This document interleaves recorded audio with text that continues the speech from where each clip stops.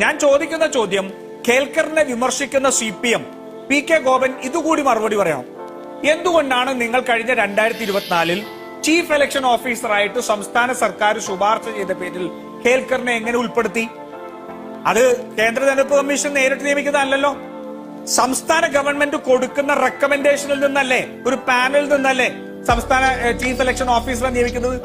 കേൽക്കറിനെതിരെ ഇപ്പോൾ ആരോപണം ഉന്നയിക്കുന്നവർ PK ഗോപൻ വ്യക്തമായിട്ട് മറുപടി പറയണം. നിങ്ങൾ എന്തുകൊണ്ടാണ് 2 വർഷം മുമ്പ് കേൽക്കറിനെ ചീഫ് ഇലക്ഷൻ ഓഫീസറായിട്ട് നിയമിച്ചത്? അദ്ദേഹം BJP-കാരനാണ് എന്നുള്ളതായിരുന്നോ നിങ്ങളുടെ അദ്ദേഹത്തിന് ഉള്ള യോഗ്യതയെ കണ്ടത്? അതോ അദ്ദേഹം തെരഞ്ഞെടുപ്പ് അട്ടിമറിക്കാൻ പറ്റിയ ഉദ്യോഗസ്ഥനാണ് എന്നുള്ളത് കൊണ്ടാണോ സംസ്ഥാന ഗവൺമെന്റ് പാനൽ റെക്കമെൻഡ് ചെയ്തത്? ഇതൊന്നും അല്ലാതെ ഈ കേരളത്തിൽ ഒരു തെരഞ്ഞെടുപ്പ് മേധാവിയായിട്ട് ഇരുത്താൻ കൊള്ളാം എന്ന് CPM തോന്നിയത് കൊണ്ടായിരിക്കുമല്ലോ. അല്ലാതെ കറപ്റ്റായിട്ടുള്ള ഉദ്യോഗസ്ഥനെ നിങ്ങൾ റെക്കമെൻഡ് ചെയ്തു എന്നാണോ നിങ്ങൾ പറയുന്നത്? നിങ്ങളുടെ രീതികൾ വെച്ച് നിങ്ങൾ കോൺഗ്രസിനെയും UDF-നെയും വിലയിരുത്തരുത്. KM എബ്രാമിനെ പോലെ ഈ വലിയ രീതിയിലുള്ള അഴിമതി ആരോപണവും കേസും ഉൾപ്പെടെയുള്ളവരെ കിഫ്ബിയുടെ ചെയർമാനാക്കി ഇരുത്തിയത് നിങ്ങളല്ലേ?